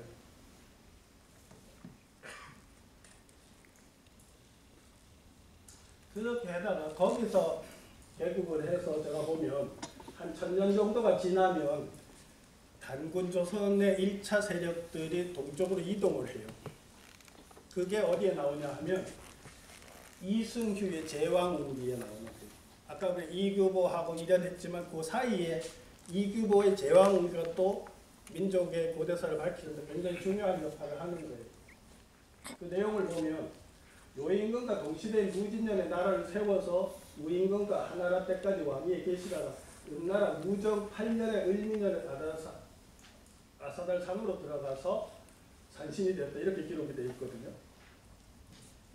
그래서 다음 문장에 보면 164년에 지나서 기자가 들어왔다 그렇게 되어 있어요.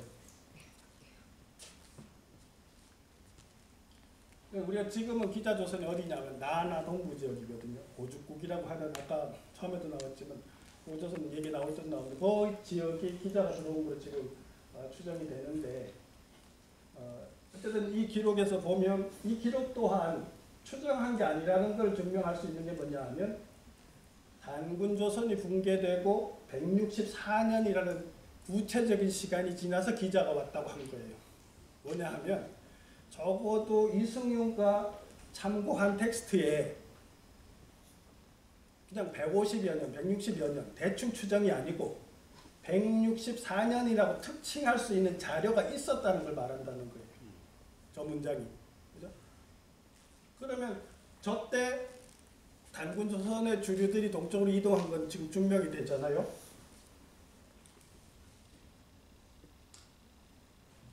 이거는 여러분들이 환단고기 좋아하시는 분들에서 내가 가끔 얘기를 하는 거예요. 환단고기가 1911년에 개연수에 의해서 창작이 되었던, 재편집이 되었던, 또 그 편집이 된 거에 상당 부분이 고려 후기 조선 초중기 실전 편집이 되었던 상관없이 내용 자체가 팩트에 문제가 있는 것 중에 하나를 지금 얘기하는 거예요. 이승유에 의하면 단군왕금 조선이 은나라 무정 8년에 지금 문화 붕괴된 거로 나와 있잖아요. 그런데 한단국에서 뭐라고 얘기하냐 하면 단군 세기 21세 단군 소태 제 47년에 은나라 왕 무정이 전쟁을 일으켜서 비방을 물리치고 나서 다시 대군을 이끌고 사또, 영지 등의 나라를 침공하다가 우리 조선 군사에게 대패해서 화칭을 청하고 조공을 바쳤다 이렇게 나오고 있어요. 근데 기분은 좋죠, 그죠? 우리 되게 약소국이고 조선 후기부터 약소국 일제감정기 당하고 굉장히 약소국이 못난 나라라고 배웠는데 한단국에서는 저 은나라 무정도 우리 공격하다가 우리가 배쳐가지고 다 이기고 거기다 화친을 요청하고 조공까지 우리 받았다고 했잖아요. 근데 사실은 이걸 쓸 수 있는 그 내용이 주역의 수학이제편에 보면 고종 즉 무정이 비방을 공격했다는 단서가 있어요. 그래서 저게 조선 초중기에 쓰여졌던 일제감정기에 편집할 때 쓰여졌던 있는 팩트를 가지고 역사를 어쩌면 조금 왜곡했을 개연성도 있다는 거죠, 제 말은. 단군 판단고기 자체도. 그렇게 해서 지금 제가 여기까지 설명한 게 뭐냐 하면 공공씨가 저렇게 북경지역으로 와서 홍산부는 아까 곰 토템족이 주도했다 했잖아요. 그럼 단군 신화에 보면 환웅이 외부에서 왔고 곰 토템족하고 토템 부족하고 만나서 단군 왕국이 생겼잖아요. 그죠? 상식적으로. 그럼 그것이 바로 저기 단군조선이라고 써놓은 지역에서 단군조선이 있다가 은나라 무정 8년에 동쪽으로 이동한단 말이에요. 그러면 이 사람들이 요동 남부하고 서북한 지역으로 1차적으로 들어와요. 그게 어디냐 하면 여러분들이 고대사 관심 가지시면 탁자식 대형 고인돌이 있는데 저기하고 부합해요. 저도 그 답사 다 돌아다니고 다 체크도 해봤는데 지금 서북한 같은 경우도 9월산 앞 500m 전방에 관산리 고인돌이라고 해서 제일 큰 고인돌은 거기 있어요. 그걸 만든 사람들이 단군 왕검조선에서 동쪽으로 이동한 제사장들일 거라는 거예요. 그 큰 고인돌을 만든 사람들. 그러니까 그렇게 해서 우리가 아는 역사책에서 아는 진국은 아실 거예요. 그죠? 상식적으로 진국은 아실 텐데 그 진국이 바로 충청도 지역에서 형성이 돼요. 충청도에서 형성이 됐다가 이만조선 말에 정치적 혼란기에 거기 있던 분들이 소백산맥을 넘어서 진안 12국을 만드는 거예요. 그 중에 진안 사로국이 주체가 돼가지고 일어난 나라가 바로 신라거든요. 그렇게 해서 지금 아까 그 자재암 스님이 전해준 그 공공을 넣고 보면 바로 중원 지역에서 출발해서 저렇게 돌아와서 신라로 들어와서 박시계하고 연결이 되더라는 거예요. 그러니까 바로 그 사람들이 가지고 있는 정신문화가 우리의 고유의 선도문화고 북유도 문화라는 거예요. 이게 북유도 문화의 핵심은 뭐냐면 첫째는 하늘을 섬기는 거예요. 그죠? 경천애인하는 거예요. 그리고 이상적인 하늘 세계를 지상에다가 지상 선국을 만들려고 하는 거예요. 그게 환웅이 홍익인간하고 하늘에서 내려와서 홍익인간하고 제세이화하려는 정신이라고. 그 정신을 표현하는 정치적 방식이 뭐냐 하면 화백제도하고 선양문화예요. 공동체를 운영하는데 합의제로 운영하는 화백제도하고 그 공동체 리더를 뽑을 때 피로 뽑는 게 아니고 합의에 의해서 CEO를 바꾸는 거예요. 돌아가면서. 그걸 자그마치 우리는 단군왕건 시대부터 초기 신라시대까지 2000년 이상 했어요. 이게 우리가 힘이 약한 걸 여러분 생각하지 마세요. 그거보다는 공동체를 얼마만큼 우리가 선의에 의해서 함께 대동사회를 만들고 불교적 동체 대비한 그런 관점에서 운영하려고 했다는 또 민주주의적이고 그죠? 민주주의적인 방식으로 운영하려고 했던 거 함께 하려고 했던 이런 건 사실은 지금의 민주주의를 넘어설 수 있는 또 다른 그 대안 정신이 되는 거예요. 우리가 싸움만 봐요. 여러분들이 만약에 중국에 부러우면 거기서 태어났다고 생각을 해봐요. 거기 전국시대 태어나면 20살 살기도 바빠요. 그렇잖아요. 중국은 왕조가 우리의 2배, 3배 빨리 돌아갔어요.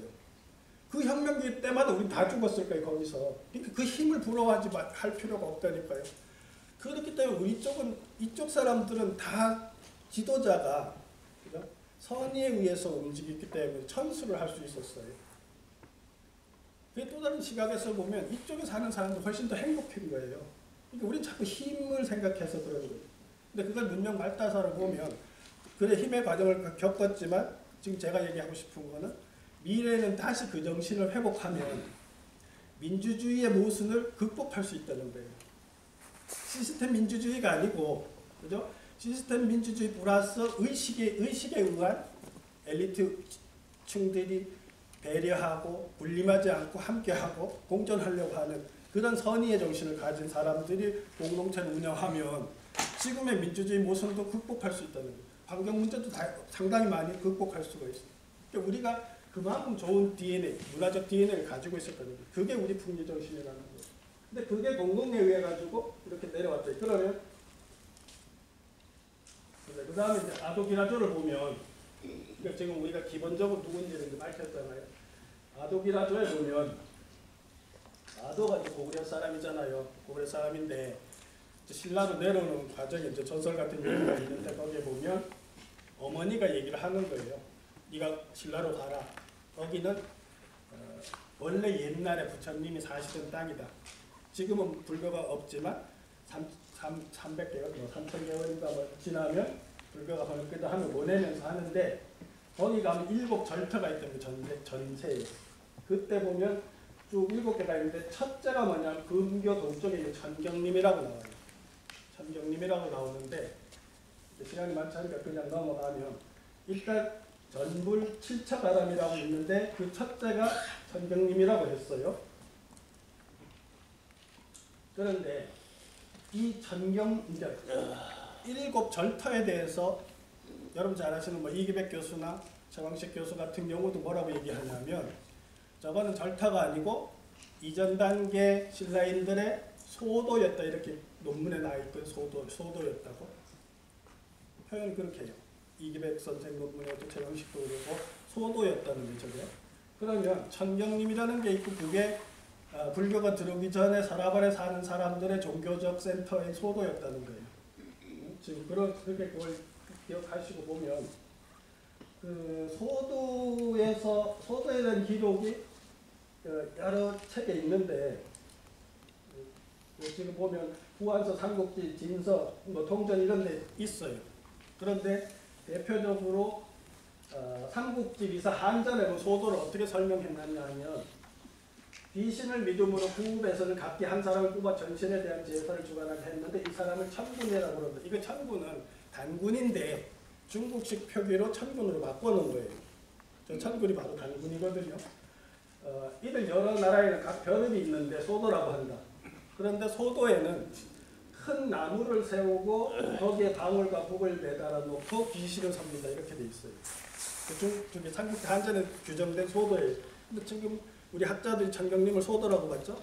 그러면 이제 천경님하고 이렇게 보시면 지금 공공이 이제 일단 공공이 굉장히 중요한 정신 문화의 씨를 가지고 온 거를 이해를 할 수 있잖아요. 근데 이 공공을 보시면 이게 공공이라는 집단을 나타내는 휘장이에요. 우리나라 국기예요. 국기인데 요 밖에 사각은 재단이고 재단에서 아까 소도에서 그랬죠. 잎 대목하고 큰 나무를 세워놓고 국가 방울을 달고 귀신을 섬긴다 이랬잖아요. 요건 하늘이거든요. 그럼 이게 공공이라는 세력에서 여기서 샤먼적 행위를 하는 데서 무당무자가 나왔어요. 그럼 동북아시아의 무의 기원은 공공 세력하고 관련된 종교의식하고 관련돼 있어요. 그런데 저쪽에 보시면 중국 고문자적 기원이라는 책에 보면 공자를 어떻게 설명했냐 하면 공자가 손을 이렇게 받드는 형태를 공이라 한다 했어요. 두 손으로 받드는 거. 그러면 집단 명칭이 공공이니까 공자를 받드는 게 되잖아요. 그죠? 집단 명칭 자체 공자를 받드는 게. 그럼 뭐냐면 결국은 이 사람들은 소도에서 하늘을 떠받들던 사람들이라는 소리예요. 그렇게 이해가 되잖아요.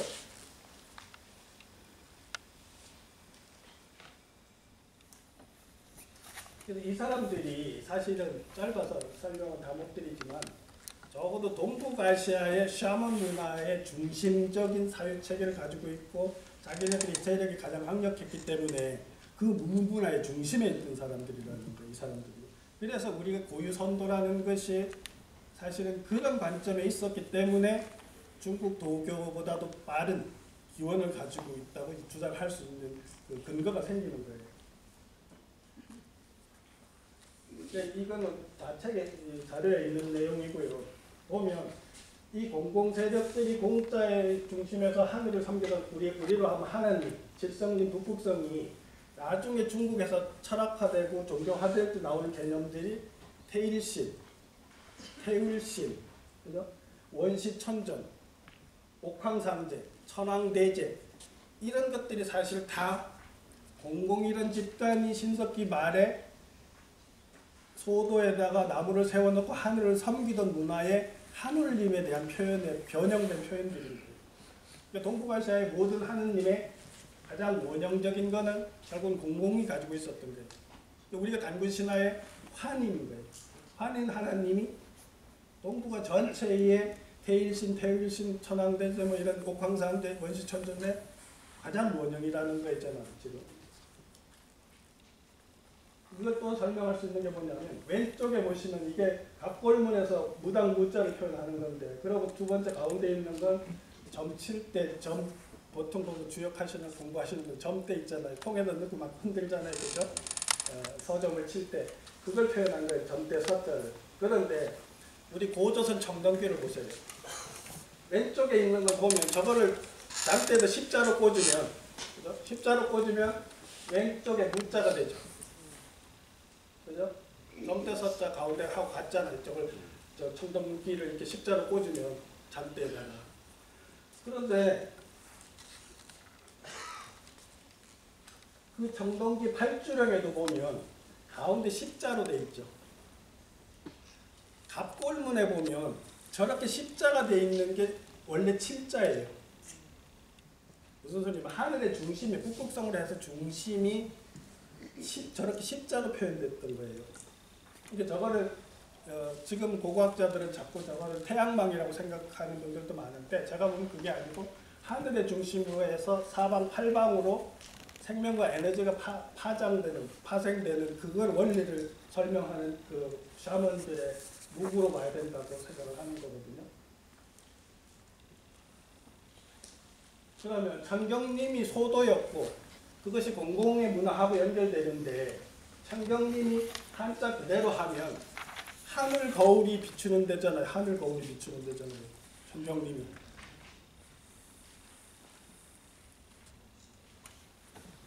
그럼 결국은 뭐냐 하면 천경님은 우리식 하나님인 환인상제, 북극성, 칠성님이 사시는 데하고 소통되는 그 공간인데 저 천경님은 하늘에서 거울로 비추듯이 다 내려보는 데랍니다. 그러니까 우리가 무속에서 이 샤먼에서 가장 중요한 게 뭐냐면 우리가 죄 지면 안 되거든요. 그죠? 우리는 죄를 내가 지면 모를 거라고 생각하지만 하나님 다 아시는 거예요. 늘 보고 계신다는 거예요. 그러니까 저렇게 밝게 거울로 비춰보는 곳이라는 그런 명칭의 천경님 소도였다는 거예요. 지금. 그러면 이게 공공의 문화와 그대로 오버랩이 되잖아요. 그 칠성명두라고 하는 게 지금도 칠성명두라고 하는 게 저게 무당들이 가지고 있어요.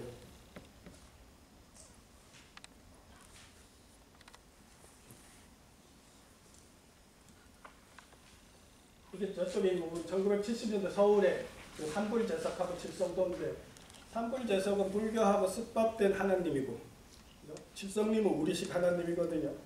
다 보면 명두 하나씩 달고 있잖아요. 왜냐면 그 명두는 어떻게 보면 불교로 하면 신경대라 경대라고 할 수 일심이라고 하는 그 밝은 순수한 마음을 말하는데 거긴 다 우리 마음이 일심으로 들어있어 다 비춰볼 수 있고 다 볼 수 있다는 관점이에요.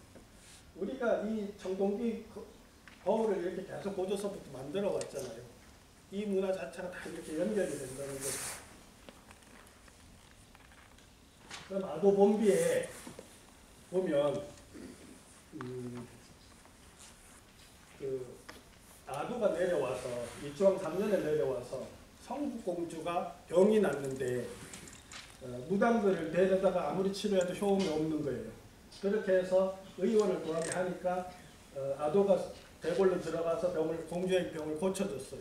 그러니까 임금님이 뭐라고 얘기하냐면 소원을 말해봐라 내가 들어주마 하니까 아도가 제일 먼저 하는 말이 뭐냐면 나는 천경립에다 절을 짓고 싶다는 거예요. 아도 화상이. 천경립에다 절을 지어서 불교를 일으키고 싶다 이런 제안을 하죠. 그렇게 해서 띠풀로 절을 하나 지었다 해요. 지금 저 설화 속에서 보면. 근데 사실은 뭐 불교가 신라로 들어오는 거는 미치왕 때 미치왕 때 설이 있는데 대체로 물지왕 때 목포자 때 좀 들어왔을 거라고 학자들이 대체로 지금 동의하는 쪽이 물지왕 정도예요. 어쨌든 지금 중요한 건 천경님의 아도 화상이 제일 먼저 와서 나라 임금한테 공주를 고쳐주고 소원을 빌할 소원을 들어준다 할 때 처음으로 제안한 게 지금 천경님에다 절을 짓고 싶다 했다는 거예요. 내용은 제일 중요한 건. 그럼 2차돈 얘기도 보면 원정 흥법지 원정이 법풍왕이거든요. 아명인데 그 일반 이름인데 원정이라고 법풍이고 엽촉은 아시다시피 2차돈인데 이제 법풍왕이 불교를 공인하고 싶은데 귀족들이 허락을 안 하는 거예요. 반대를 계속하는 거예요. 그렇게 하니까 2차돈이 제안을 하는 거예요. 왕한테 제안을 어떻게 하냐면 2차돈 자신이 거짓으로 왕명을 내려서 절을 짓게 했다. 공사를 시행하게 했다는 죄목으로 자기 목을 치라는 거죠. 그게 목을 치면 그 대신들이 죽기 싫으니까 기가 죽어서 말을 못할 거라는 거죠. 그런 제안을 해서 쉽게 말하면 이제 순교를 짜고 친 거죠. 그렇게 해가지고 이제 순교를 하고 그러고 나서 법풍왕이 절을 짓는 데가 또 바로 보면 천경님이라는 거예요.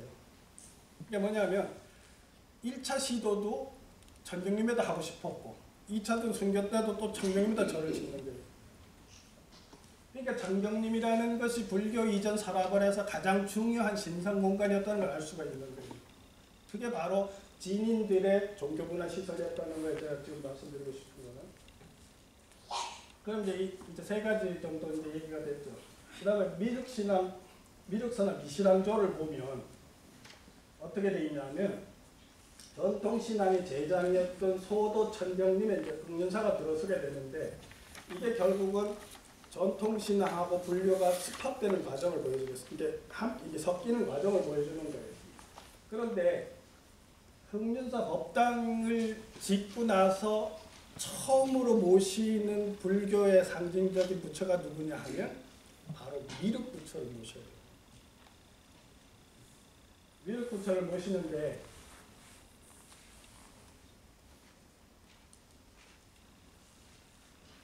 그게 이제 진지왕조에 나오는 거예요. 보면 진지왕대 흥륜사의 진자스님이 계시는데 미륵상 앞에서 발언을 하는 거예요. 그 한자로 보면 당주 미륵상이라고 되어 있잖아요. 뭐냐면 신라에서 불교를 공인하고 최초의 부처님을 미륵으로 모셨다는 거예요. 미륵 부처님을. 근데 지금 제가 얘기하려는 거는 왜 미륵 부처님을 모셨겠느냐는 걸 제일 처음에 그렇죠. 석가모니를 안 모시고 뭐 아미타를 안 모시고 왜 미륵을 모셨느냐는 거예요. 원컨대 내성께서 미륵께서 화랑으로 화하셔 세상에 출현하셔서 제가 항상 거룩한 모습을 가까이 뵙고 맞들어 시중을 들 수 있도록 하옵소서 하니까 추락하는 건데 미시랑이라고 하는 젊은 아이가 나타나요. 여러 가지 과정에서 나타나는데 이 아이를 데려다가 화랑으로 삼았다는 거예요. 그럼 여기서 보면 미륵이 환생한 아이가 미시랑이고 그 아이가 화랑이 됐잖아요. 그렇죠? 그렇게 되죠. 근데 이게 상류사에 여기 또 한 꼭지가 더 있어요. 우리가 잘 아시는 죽지랑도 보면 미륵의 화신으로 지금 삼국유사에 기록이 되어 있어요. 아버지가 지금 강릉 쪽에 도독이 되어서 가는 길에 죽지령에서 어떤 거사를 만났는데 이 거사가 누가 시키지도 않았는데 길을 닦고 있더라는 거죠. 그런데 둘이 이렇게 서로 보니까 이분이 있고 뭐 어쩌고 했는데 그렇게 해서 이제 가서 부임해서 한 달 정도 지났는데 부부의 꿈에 거사가 방 안으로 들어오는데 부부가 같이 꿨다는 거예요. 그래서 사람들한테 가서 찾아보라고 안부를 물어보니까 그 꿈꾸는 날 죽지령에서 만났던 거사가 돌아가셨다는 거예요. 그래서 고갯마을 장사를 지내주고 돌로 미륵을 만들어 보셨다 이렇게 돼요. 그럼 화랑이 죽지랑도 화랑인데 그 거사가 죽어서 죽지랑 화랑이 됐죠. 그럼 또 미륵의 화신이 화랑이 되는 거예요. 지금 보면. 우리 다른 김유신 같은 경우도 용화향도라고 하잖아요. 용화향도.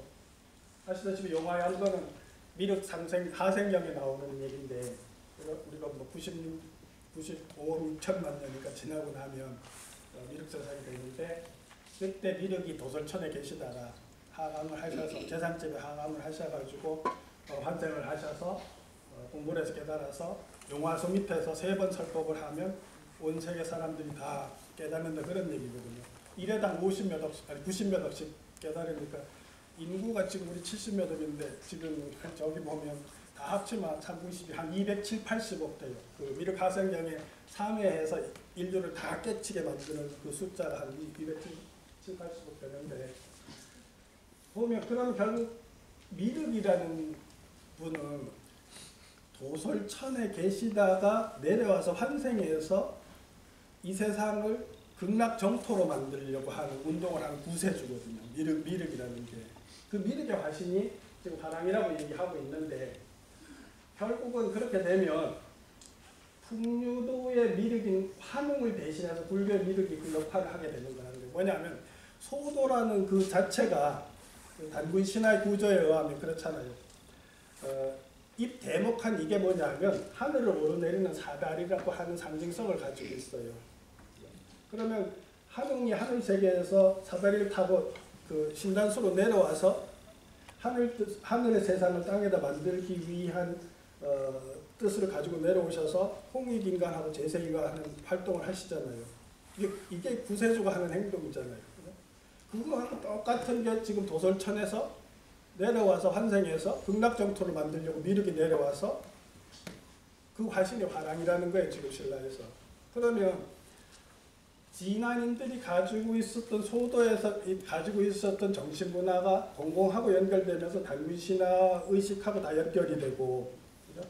그러한 진안인들이 가지고 있는 우주 생명관하고 불교에서 가장 맞는 생각이 바로 미륵사상이라는 거죠. 그러니까 두 세력이 그러니까 그게 그렇게 설정해서 당주를 미륵불로 모셨을 때 그 반대하던 귀족들도 무마할 수 있고, 왜?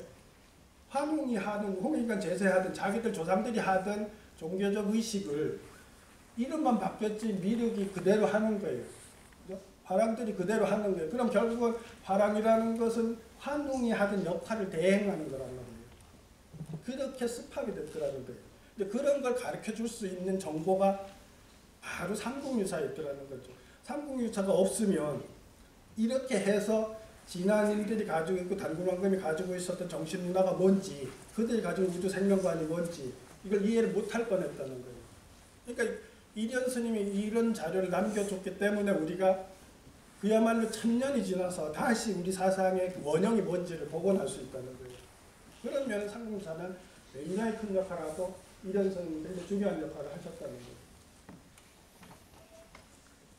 홍기삼 교수도 보면 미륵신앙이 화랑대 사상적 종교에도 바탕을 이루고 있다 이런 얘기를 하셨는데 저런 얘기들은 맞는 얘기인 거죠.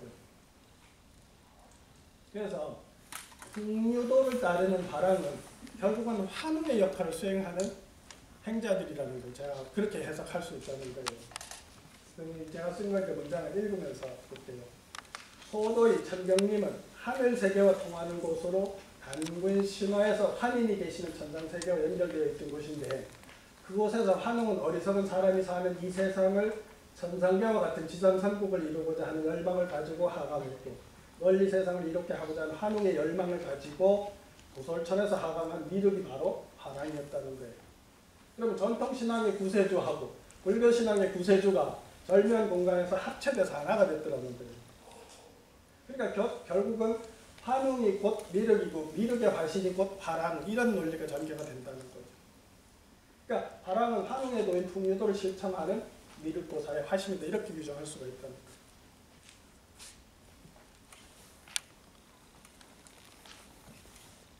그래서 다시 한번 정리를 하면 천경림의 미륵은 무슨 과정을 이렇게 정리해보면, 천경림의 7차 가람 중 하나의 불교 이전 신라인데 성소인 소도였고, 신라의 불교를 처음 전한 이 아도하상이 성국공지를 고쳐주고 천경림에 제일 먼저 절을 지었었고 띠집을 지었었고, 불교 공인한 후에 다시 천경림의 절을 세웠고, 그런데 그 천경림의 흑륜사라는 이름의 절을 지었는데 당주를 미륵을 모셨는데, 그 당주가 바로 소도라는 차원에서 보면 하나님, 우리 하나님을 모시는 그거하고 연결해서 동일한 사상적 그 결합을 할 수 있는 코드를 맞춰서 했더라는 거죠. 그래서 결론을 내리면, 그러니까 삼국유사는 우리의 잃어버린 상고사하고 민족정신의 근간인 풍류도가 어떤 것인가를 전해주는 비밀의 열쇠를 가지고 있더라는 거예요. 지금 사실 제가 30년 전에 풍류도를 공부할 때 제가 철학과에 공부했다 그랬잖아요. 제가 인사도 2년 살았었는데, 그러니까 그게 제일 궁금했던 거예요. 절에 같이 모셔진 산신칠성 용왕님이 언제 어느 우리 조상들이 어떤 의식을 가지고 모신 분들이면, 우리가 최치원 선생의 난랑비서에서 화랑도가 아닌 풍류도가 포함 삼교했다 했는데, 유교, 불교, 도교를 이미 다 가지고 있다 했는데, 도대체 우리 조상들이 어떤 분들이고 어떤 훌륭한 정신을 가진 분들이었기 때문에 그런 규정을 할 수 있었느냐는 거예요. 근데 그걸 그 당시에 자료를 찾아봐도 해명한 학자들이 없었던 거예요. 그리고 지금도 제가 그 다시 책을 마무리하기 위해서 논문을 풍류도하고 도교하고 다 합쳐서 한 120편을 가지고 있는데, 거기에도 보면 답이 없어요.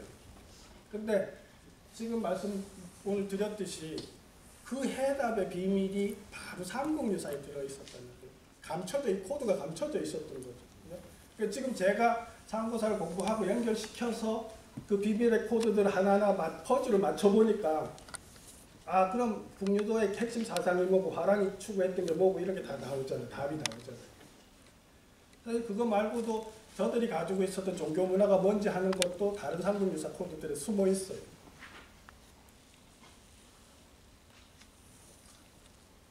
그래서 삼국유사는 우리 잃어버린 상고사와 민족정신 인간의 북유도가 어떤 도인가를 저는 좀 갖추고 있었고, 이런 또한 호산에서 20여 년 사셨는데 재밌는 건 뭐냐면 이런 스님도 문수보살한테 신탁을 받으면서 깨우쳐가요. 그러니까 이건 그냥 여담으로 하셔도 되는데, 우리가 이제 불교에서 말하는 일심이라는 개념이나 아레야식이라는 개념이 있잖아요. 일심이나 아레야식이라는 개념은 3차적인 우리가 여러 번 생을 왔다 갔다 해도 일심에서는 현재식이거든요. 그렇거든요.